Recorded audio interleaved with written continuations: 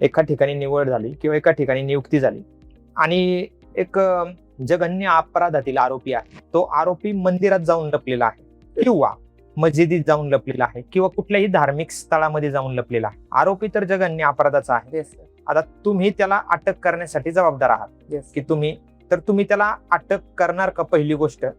जर नाही तर का, आणि केलं तर कसं करणार. सर, जर सर्वप्रथम मी माहिती घेईल की तो अपराध त्यांनीच केलेला आहे का, याची मी शहानिशा करेन.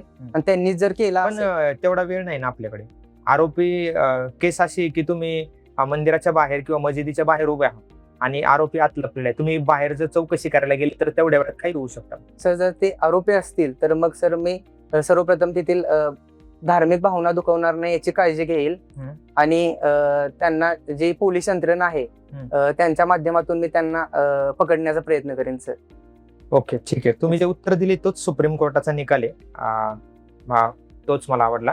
सुप्रीम कोर्टाने हाच निकाल दिलाय की सर्वसामान्य व्यक्तींच्या भावनांचा विचार करून आणि त्या संदर्भात